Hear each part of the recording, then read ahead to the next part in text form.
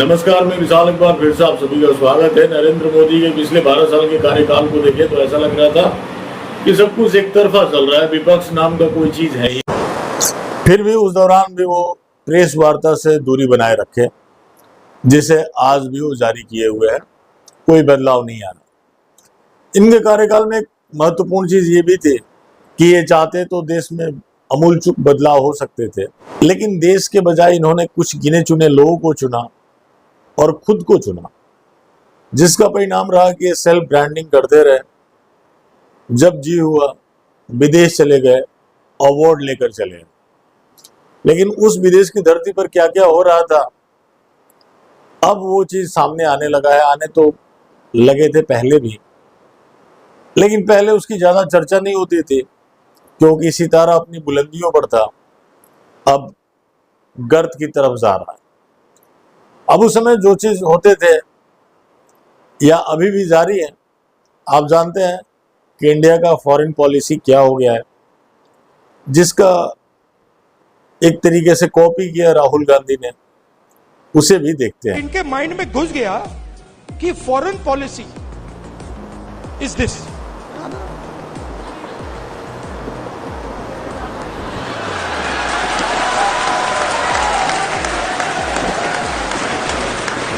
अब पता नहीं किसने डाला, कहां से घुसा कि भाई फॉरेन पॉलिसी का मतलब imagine the ignorance foreign policy. मैंने नहीं समझ के तो नहीं पकड़ा था। I have not।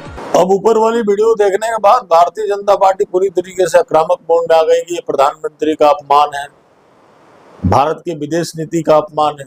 उसके बाद तो इस तरह की तमाम वीडियो के तो बाढ़ सी आ गई, आप खुद देख सकते हैं।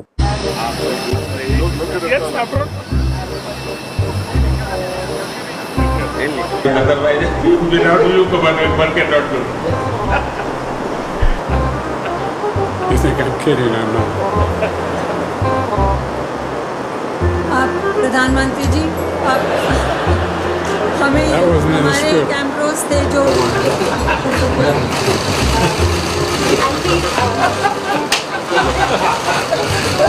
तो आपने देखा, भाषा ना समझ पाना कोई समस्या नहीं है।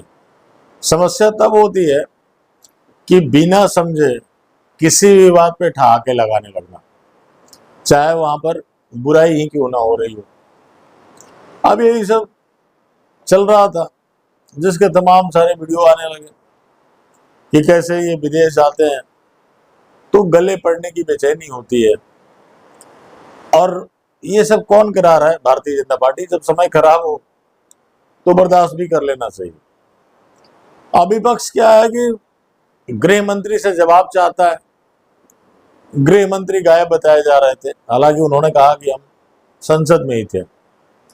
अब संसद में होते तो दिखते, अब किसी खास जगह हो तो नहीं कहा जा सकता। संसद में होने का मतलब अपने चेयर पे होना, जो कि दिखाई नहीं दिए थे। उसके अलावा सत्र के आखिरी दिन बोल रहे हैं कि मैं 3 बजे से 3 बजे तक हूं, हर सवाल का जवाब देने के लिए तैयार हूं। विपक्ष डर रहा है, विपक्ष जवाब चाहता ही नहीं। जो विपक्ष लगातार जवाब चाहता है उसके लिए बोल रहे हैं चाहता नहीं। तो सदन में क्या हुआ, सबसे पहले तो वो देखिए।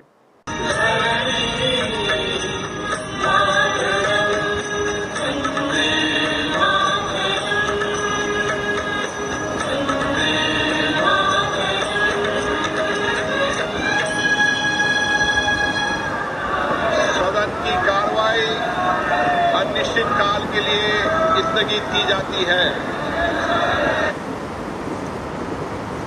अब आप देखिए कि वंदे मातरम के गायन के बाद सत्र को अनिश्चित काल के लिए स्थगित कर दिया जाता है।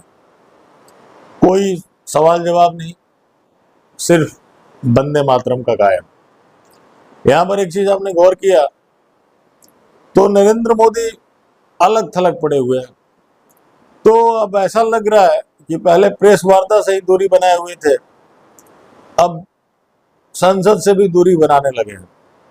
विपक्ष जो है अपनी आक्रामकता छोड़ ही नहीं रहा। अब पता नहीं अभी कौन सा एक नया प्रजाति आया है 56 इंच का, कौन सा बंदर है, उसकी इतनी चर्चा हो रही है जिसका कोई हिसाब नहीं है। मैं भी नहीं जानता, अगर आप में से कोई जानता हो तो बताया जरूर। अब वहां पे नारे लग रहे हैं कि 56 इंच का छोटा बंदर जल्दी या सदन के अंदर, ऐसा कुछ करके नारे लग रहे हैं। कई छोटे छोटे बंदरों के टॉय लेकर जा रहे हैं और वहां पे बंदर से रिलेटेड पता नहीं कितनी सारी बात कही जा रही है। मुझे समझ ही नहीं पा रहा कि आखिर वो है कौन। अब चढ़ावा चोरी पर जवाब मांगा जा रहा है। गोदी मीडिया का एक स्टेट सब्जेक्ट है, चंदा देश भर से लिया जाता है, प्रधानमंत्री उस ट्रस्ट का गठन करते हैं, भूमि पूजन हो, कलयुगी प्राण प्रतिष्ठा हो या ध्वजारोहण हो, प्रधानमंत्री जरूर जाते हैं। राम मंदिर की जो न्यायिक लड़ाई चली उसमें भारतीय जनता पार्टी कहीं नहीं थी, एक वकील तक नियुक्त नहीं किया। उस भारतीय जनता पार्टी को पूरा श्रेय चाहिए। ये लोग तो ये तो बोलते हैं कि मोदी जी नहीं होते तो क्या राम मंदिर बन पाता, लेकिन वही बात चढ़ावा चोरी की आती है तो इन्हें सांप सूंघ जाता है। एक ट्रस्ट उन्होंने बनाया है। चंपत राय के बारे में आप जानते हैं, जिन्हें खुद नरेंद्र मोदी जी भगवान विष्णु के अवतार दिखते हैं, और ये भी उनके जानने वाले कहते हैं कि चंपत अपने लिए चोरी नहीं करते। तो अब सवाल है कि किसके लिए किया। अब क्या है कि सबको क्लीन चिट मिल गई, लेकिन विपक्ष को जवाब चाहिए। और चंदा चोर के भी बैनर लगाए जा रहे हैं, ये लोग इसके ऊपर जवाब नहीं देना चाहते। दिल्ली में छात्रों के ऊपर जो बर्बरता हुई, महिलाओं के साथ जो अभद्र व्यवहार हुए, उसके ऊपर ये लोग जवाब नहीं देना चाहते। अब ये लोग सिर्फ ट्रोलिंग में लगे हुए हैं, और जो सब चीज इन्होंने किया है पूर्व में वही अब लौट के आ रहा है। अब पहले स्टारडम था, सारे मामले दब जाते थे, अब स्टारडम खत्म हो गया है, कोई भी मामला दबाए नहीं दब रहा है, क्योंकि ये लोग पब्लिक सपोर्ट खो चुके हैं।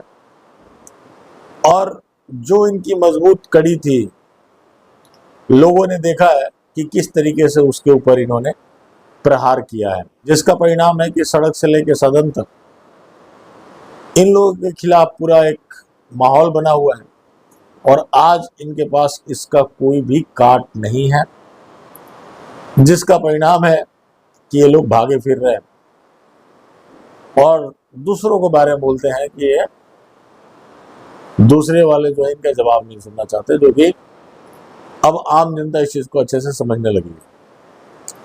चले अभी के लिए बस यहीं तक, आगे फिर मिलते हैं। धन्यवाद।